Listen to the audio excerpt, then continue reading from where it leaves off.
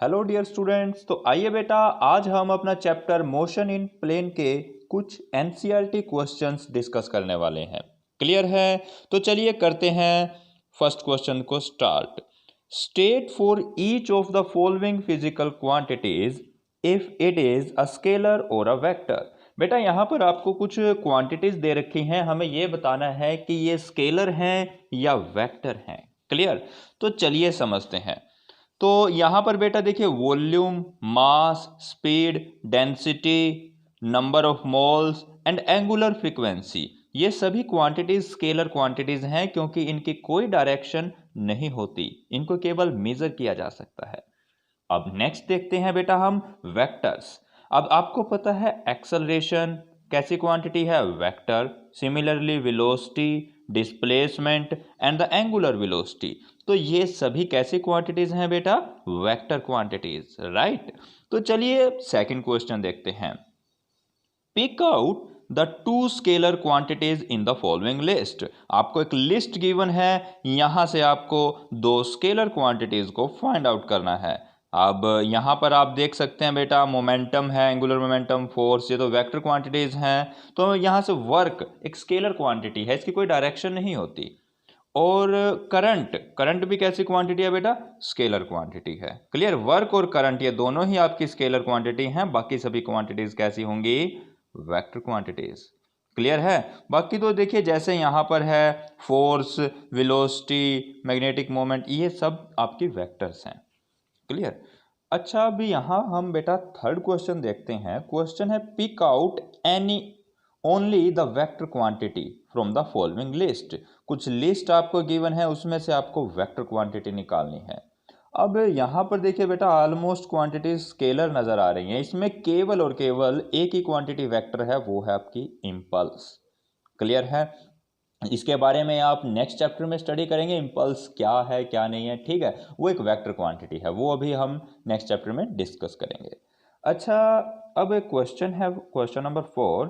State with reason whether the following algebraic operations with scalar and vector physical quantities are meaningful. मतलब आपको reason के साथ बताना है कि क्या ये algebraic operation scalar and vector physical quantities meaningful हैं, स्केलर और वेक्टर के साथ क्या ये मीनिंगफुल हैं या नहीं।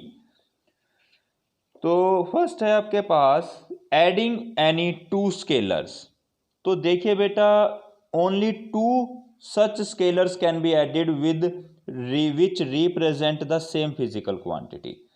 तो केवल वही स्केलर नंबर को जोड़ सकते हैं हम जो कि सेम क्वांटिटी को शो करते हैं।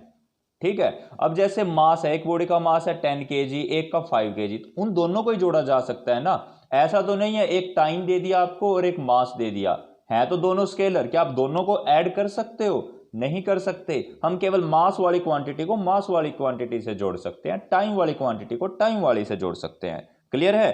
तो फर्स्ट का आंसर रहेगा no, only two scalar quantities can be added which represent the same physical quantity. केवल उन्हीं को जोड़ सकते हैं, बाकी सभी को नहीं। Adding a scalar to a vector of the same dimension, क्या आप एक स्केलर को वेक्टर से जोड़ सकते हो? नहीं बेटा, स्केलर वेक्टर से नहीं जुड़ सकता, हमेशा वेक्टर ही वेक्टर से जुड़ सकता है। Clear? Third, multiplying any vector by any scalar, yes, ये आप कर सकते हो, किसी भी वेक्टर को आप एक स्केलर नंबर से मल्टीप्लाई कर सकते हो। क्लियर? तो फोर्थ पार्ट है बेटा इसका, D part, multiplying any two scalar. बिल्कुल बेटा, यहां पर देखिए हम किसी भी दो स्केलर क्वांटिटीज को मल्टीप्लाई तो कर सकते हैं, बिल्कुल। We can multiply any of the two scalar quantities. Clear है? जैसे कि बेटा आपको पावर है, एक स्केलर क्वांटिटी है, टाइम है, ये भी एक स्केलर क्वांटिटी, दोनों को मल्टीप्लाई करके क्या आ जाएगा आपके पास? वर्क। क्लियर है? Work equals to power into time. तो दो स्केलर क्वांटिटी चाहे वो कोई भी हो, उनको हम मल्टीप्लाई कर सकते हैं। तो नेक्स्ट है एडिंग एनी टू वेक्टर, क्या आप किसी भी दो वेक्टर को ऐड कर सकते हो बेटा? नहीं, ऐसा नहीं होता। सेम नेचर के वेक्टर होंगे, उन्हीं को ऐड किया जा सकता है। क्लियर है ना? जैसे वेलोसिटी भी एक वेक्टर है और एक्सेलरेशन भी वेक्टर है। अब वेलोसिटी को एक्सेलरेशन के साथ ऐड थोड़ा कर सकते हैं, केवल वेलोसिटी वाले वेक्टर को वेलोसिटी वाले वेक्टर से ही जोड़ा जा सकता है। तो ये ध्यान रखना, केवल सेम नेचर के वेक्टर ही जोड़े जा सकते हैं। अच्छा, नेक्स्ट है adding a component of vector to the same vector. क्या एक वेक्टर का कंपोनेंट सेम वेक्टर के साथ जोड़ा जा सकता है? तो आंसर रहेगा बेटा no. A component of vector can be added to the same vector only by using the law of vector addition. केवल हम वेक्टर एडिशन के लॉ का यूज करके इसको ऐड कर सकते हैं। क्लियर है? So the addition of a component of vector to the same vector is not a meaningful algebraic operation. ये एक मीनिंगफुल अलजेब्रिक ऑपरेशन नहीं है ये। इसको हम कैसे ऐड करेंगे? वेक्टर एडिशन के थ्रू, अलजेब्रिक मेथड से नहीं। क्लियर? तो अच्छा, अब हम समझते हैं बेटा अपना क्वेश्चन नंबर 5। देखिए क्वेश्चन 5 क्या है। ये है read each statement below carefully. आपको कुछ स्टेटमेंट दे रखी हैं, हमें बताना है ये ट्रू है कि false. The magnitude of a vector is always scalar. First statement है कि मैग्नीट्यूड जो है एक वेक्टर का वो हमेशा ही स्केलर होता है। बिल्कुल सही बात है बेटा, वेक्टर का जब मैग्नीट्यूड की बात करते हैं तो वो स्केलर क्वांटिटी होती है, ये सही है। Second, each component of a vector is always scalar. क्या किसी वेक्टर का कंपोनेंट स्केलर नहीं होता है? नहीं बेटा, वेक्टर का कंपोनेंट भी हमेशा वेक्टर ही होता है, तो ये स्टेटमेंट फॉल्स है। Third, the total path length is always equal to the magnitude of the displacement. ये कहता है कि जो टोटल पाथ की लेंथ है, जिसको हम क्या बोलते हैं? Distance.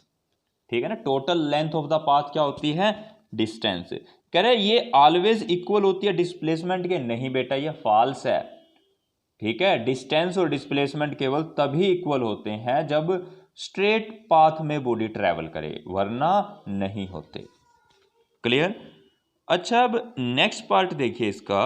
The average speed of a particle is either greater or equal to the magnitude of average velocity of the particle over the same interval of time. ये कहता है बेटा कि सेम इंटरवल ऑफ टाइम में किसी particle की जो average speed है वो या तो बड़ी होगी या इक्वल होगी किसके? एवरेज वेलोसिटी की। ये बिल्कुल ट्रू है। जो एवरेज स्पीड है वो ज़्यादा भी हो सकती है या इक्वल भी हो सकती है, लेकिन कभी कम नहीं हो सकती वेलोसिटी से। ठीक है ना, स्पीड या तो इक्वल होगी या ज़्यादा होगी वेलोसिटी से, लेकिन कभी कम नहीं होगी। तो ये बेटा ट्रू है। अच्छा, तो नेक्स्ट पॉइंट है इसका, 3 vectors not lying in a plane can never add up to give a null vector. जो 3 ऐसे वेक्टर जो सेम प्लेन में लाई नहीं करते, वो कभी ऐड भी नहीं हो सकते जिससे उनका जोड़ करके रिजल्ट 0 आ जाए, नल हो जाए। तो ये बिल्कुल ट्रू है। केवल 3 वेक्टर तभी ऐड हो सकते हैं जब वो सेम प्लेन के अंदर हों और रिजल्ट 0 दे सकते हैं। क्लियर है बेटा? तो ये इसका क्या आएगा? ट्रू। नेक्स्ट बेटा क्वेश्चन नंबर 19 देखिए आप। Read each statement below carefully and state with reason if it is true और फॉल्स। हमें बताना है दोबारा से कि ये ट्रू है या फॉल्स है। स्टेटमेंट देखिए first, the net acceleration of a particle in circular motion is always along the radius of the circle towards the centre. जो एक्सेलरेशन होती है पार्टिकल की वो हमेशा ही सेंटर की तरफ होती है, ये क्वेश्चन है इसका। तो बेटा ये स्टेटमेंट जो है आपकी फॉल्स है।